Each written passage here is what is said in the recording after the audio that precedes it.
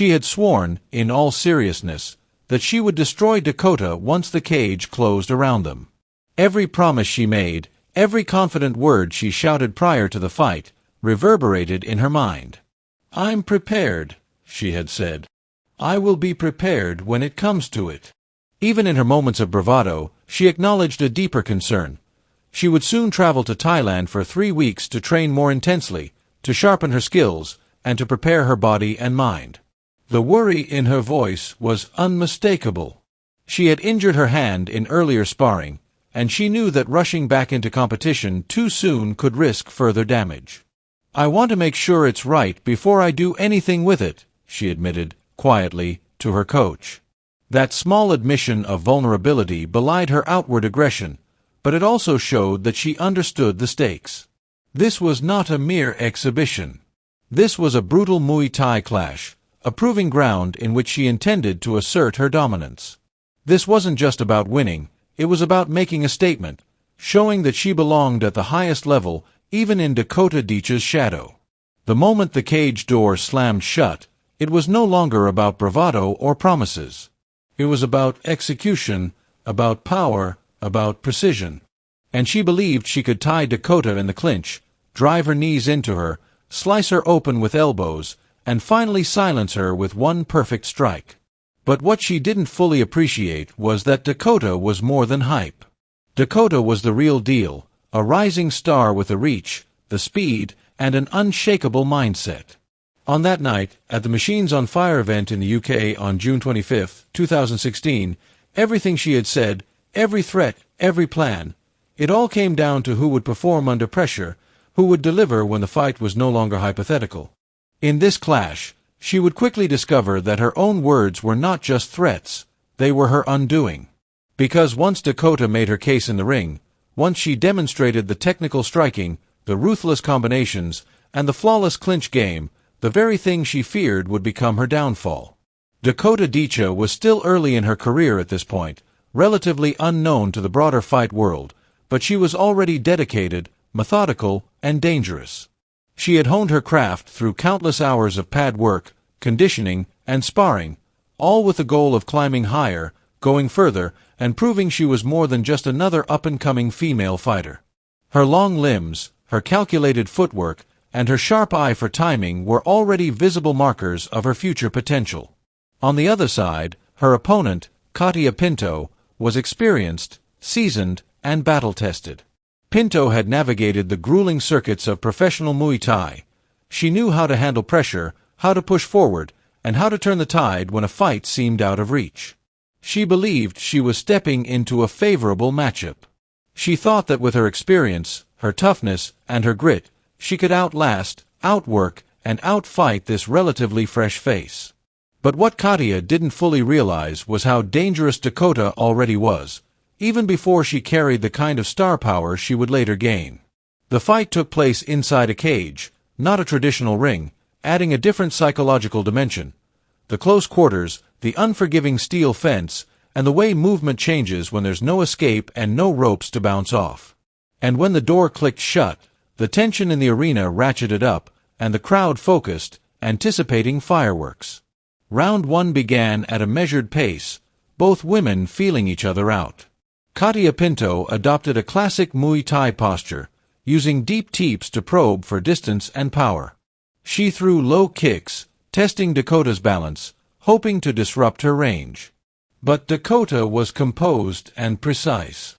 She used her length to her advantage, working a long jab that consistently found its mark, and following with kicks to keep Katya from closing in. Her timing was crisp, her footwork mobile, sliding in and out to punish Katya's advance. Dakota avoided recklessness. Instead of launching wild haymakers, she methodically opened up the fight. She kept the fight at her ideal range. Every kick, every jab, every shuffle backward was calculated.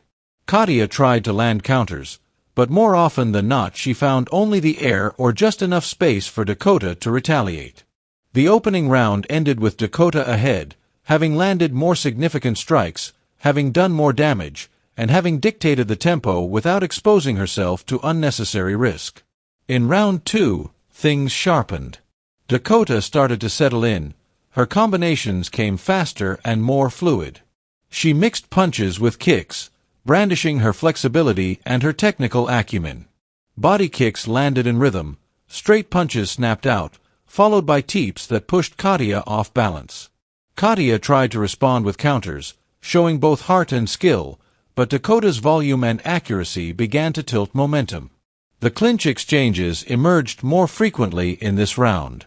Dakota initiated them on her own terms. When Katya tried to close the distance, Dakota shut things down with tight wraps, controlling her posture. From inside the clinch, Dakota drove sharp knees into the ribs and midsection, wearing at Katya's defenses with every strike. Katya tried to counter with elbows inside, but Dakota's dominance in the clinch, her balance, her control, made those attempts largely ineffective.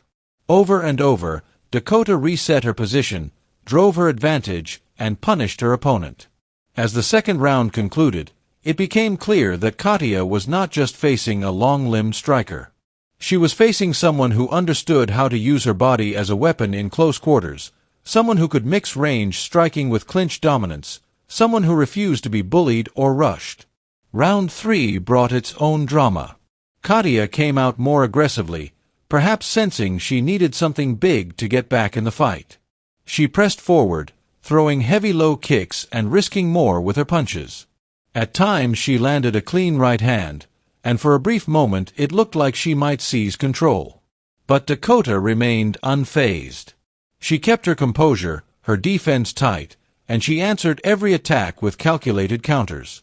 In that same third frame, Dakota's footwork and range were on full display. She moved in and out, jabbing and kicking fluidly, peppering Katya with teeps to the midsection, snapping roundhouse kicks when the opportunity arose, and constantly resetting.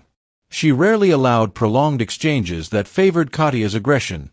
Instead, she measured everything, mixing rhythm and deception. When the clinch returned, Dakota once again asserted dominance. She locked Katya up, limited her ability to fire off effective strikes, and then punished her with sharp knees to the ribs. Katya attempted elbows inside, but without proper leverage or control, she couldn't generate enough impact. Dakota's posture in the clinch was impeccable, upright, balanced, and aware. She squeezed, she struck, and she maintained control, draining energy from her opponent. By the end of the third, it was increasingly evident that Dakota was building a lead. She was not just defending, she was taking over. Her volume was higher, her shot selection sharper, and her transitions between striking and clinch seamless. Katya, though still dangerous, was on the back foot more often than she probably would have preferred. Round 4, though not described in the original account in vivid detail, would have likely followed the pattern. Katya trying to mount pressure, Dakota maintaining distance, mixing her arsenal, and staying unpredictable. One could imagine Katya continuing to come forward with increased urgency, knowing she needed a big surge to turn the fight. Dakota, in response, would counter her aggression with measured jabs, well-timed kicks, and possibly more clinch work to neutralize the threat. Even as fatigue set in, and by round 4, both fighters must have felt it, Dakota's endurance and discipline showed. Her leg kicks remained sharp, her balance steady, and her combinations crisp. She didn't fall prey to wild desperation. She didn't abandon her strategy. She stayed true to the game plan she and her team must have painstakingly prepared. Then came the final round, round 5. Both fighters knew the significance of this moment. Katya, with everything to gain, lunged forward with heavy leather, hoping to land a big finish. She threw more shots, with more force and more unpredictability, perhaps desperate to sway the judges or even land a sudden knockout. But Dakota, ever composed, shrugged off much of the initial storm. Dakota defended well. She absorbed what she needed to with posture, with guard, and with lateral movement, and she replied with accuracy. Her jab, as always, was a reliable tool. She peppered Katya with it, breaking up her attempts and stifling her momentum. Then she mixed in midsection teeps, aiming to sap Katya's power and slow her down. Finally, she reintroduced her clinch game, closing the distance when necessary, securing control and launching knees to the ribs and body. Under the bright lights, with the crowd roaring, Dakota remained composed. She didn't panic. She didn't rush. She continued to strike with purpose. Her transitions between distance striking and close clinch were smooth, efficient, and devastatingly effective. Katya, for all her heart, could not fully match the precision or the strategy. When the final bell rang, Dakota stood tall. She had done exactly what she needed to do. She had controlled the fight, dictated the pace, and landed the cleaner, more consistent strikes. Her clinch control had been under control, her volume had been strong, her timing had been excellent. She didn't score a knockout, but she didn't need to. She had clearly outpointed Katya. In the end, she won by unanimous decision. The judges saw what the crowd had witnessed, a dominant, disciplined performance from a young fighter with an incredible amount of promise. Katya, though valiant and tough, couldn't match the technical level and the composure of Dakota. That win was more than just a victory on her record. It was an early declaration of her intent. It said, Dakota Ditcheva is not here to play. She is here to compete. She is here to dominate. This fight, at Machines on Fire, became one of the defining moments of her early career, a glimpse of how dangerous she could be when locked in, focused, and executing her game plan. Looking back, you can see why that fight matters. It's not just about the physical win. It's about the psychological statement. She showed that she could handle pressure, mix range with clinch, and outthink a seasoned pro. She showed that even though she wasn't yet famous, she had the heart, the talent, and the drive to become a real star. Her rise in combat sports was just beginning, and in that cage in the UK, she laid a strong foundation. For her opponent, Katya Pinto, this was a lesson in respect.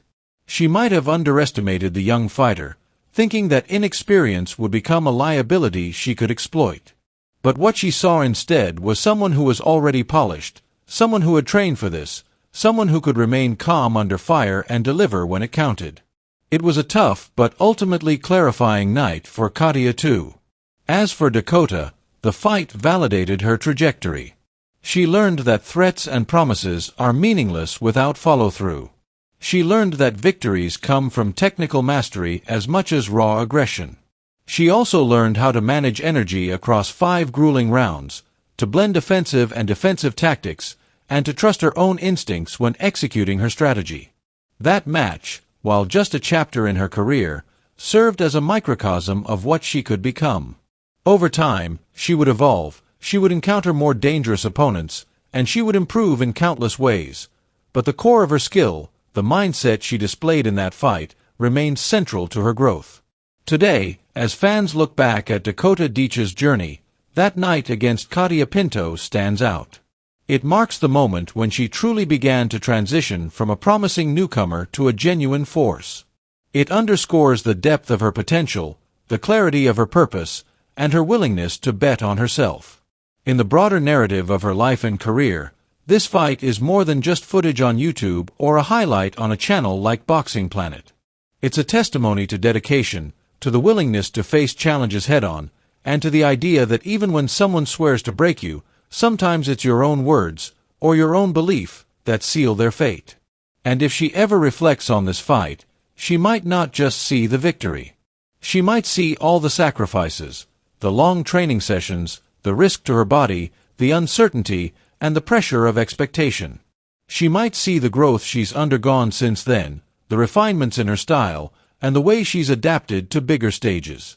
But she'll also see how that early performance laid the groundwork for everything that followed. Because in combat sports, and especially in disciplines as unforgiving as Muay Thai, your early efforts matter. Your early wins set your tone. Your discipline, mental strength, and technique in those foundational fights define not just who you are in the ring, but who you become outside it. So when people talk about her now, as a rising star, a fighter to watch, a woman with serious ambition and serious skill, they often point back to that fight. They talk about how she impressed not just with aggression, but with precision. They talk about how she stayed calm when her opponent brought heat. They talk about how she seamlessly wove jabs, kicks, and knees together to dominate. In many ways, that night was prophetic. It predicted her future. It predicted the kind of fighter she would be: smart, relentless, composed, and adaptable. It foretold a career that would not be defined by flashy knockouts alone, but by technical excellence, strategic mastery, and a mental toughness that allowed her to rise, again and again, when the stakes were high. As she continues her journey, preparing for bigger fights, refining her craft, traveling to train, healing injuries with patience, that early battle against Katya Pinto remains a touchstone. It reminds her what she is capable of, and it motivates her to reach even higher. If you've watched that fight, listened to the crowd, and felt the tension when the cage closed, you know just how remarkable it was, not just for her opponent, but for Dakota herself. The fight was a powerful statement. She was not a novice, she was not to be underestimated, and she had the heart and skill to back up her ambitions. In the end, her victory was not just a win on her record. It was the beginning of a legacy.